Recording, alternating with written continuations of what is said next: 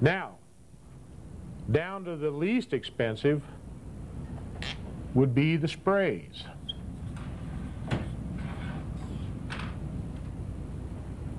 And in sprays, we're going to run pressures anywhere from maybe 10 to 50 psi. And we're going to have flow rates in the, we can be in the gallons per hour up through the gallons per minute. If we get into turf sprays, we can get up to 6 gallons a minute in the turf sprays. And in the little micro sprays that we can have in, say, orchard situations, we can be anywhere from 10 GPH clear up to 6 GPM, gallons per hour to gallons per minute, depending on this type that we're really looking at. And the range, we don't get a lot of range. We anywhere from 5 foot up to, and these again, when we talk about range, we're talking about radius. 5 foot to about the maximum is 20 foot that you can ever expect on any spray. It's just the physical limitation of any kind of a spray nozzle. And any of these turf sprays, that's about the maximum you'll get is 20 feet on any of them. In fact, most manufacturers won't even go that far. They'll say about 18 feet is really about the outer range you can get on most sprays. Now we have a wide variety of package here. You know, we have the ag group and we got the turf group. And the ag group are very similar look to that spinner. And here we got one that's all brilliantly colored so that the people hopefully don't mow it when they're going through the orchard or whatever. Basic orchard spray. Now here's no moving parts. So we've simplified this down to the most simplistic device available. It just has to happens to have a very teeny tiny orifice, so we have to have really good filtration.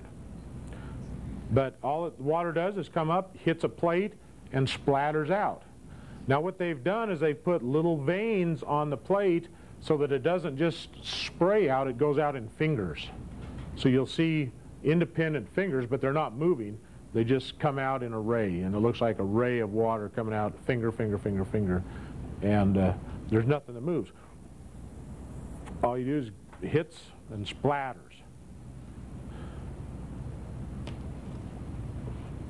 And that's a full circle. We can do part circles, and people actually use these in landscape as well. They're certainly available when you have lots of shrub area. It's not an uncommon thing to see people put microsystems in large shrub areas. And you can put part circle, half circles along the side of the house. Out further you can go to full circles. Again, their range is going to be limited on how far they throw. But very inexpensive way to water shrubberies. Relatively inexpensive way to water orchard. You just have to have a lot of them per acre, because now you're getting a radius that's not that great. So this could be more of maybe a homeowner type here.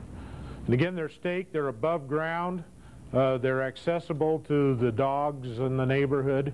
That is a problem. Pets in landscapes love to chew on them, get drinks out of them, and play with them, and they'll tow them all over the yard.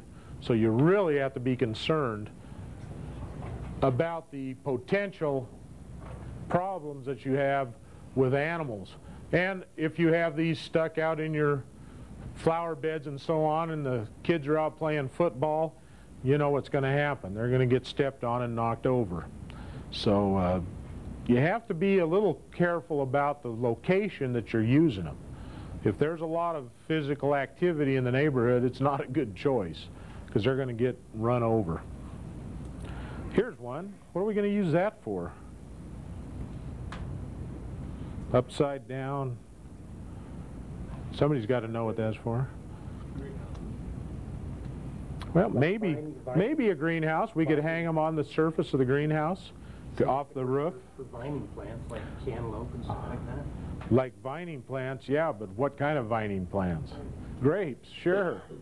This is made to hang on a trellis, a grape trellis. What they'll do is they'll put it on the bottom wire and hang it, and so it shoots underneath the canopy of the grapes. It'll be right down in the canopy. And they put this weight on it so that it stays hanging straight down. And you let that set, this tube would straighten out over a short period of time, and it would hang straight down. Again, it's just an upside down spray now. Kind of get the same action as like when a cow pees on a cement floor, you know, you got that idea. It just hits in all directions. Two different manufacturers. This one has just a little different style of emitter point, but two different manufacturers for that. That is the kind of sprays we normally are going to see in ag, except on pivots.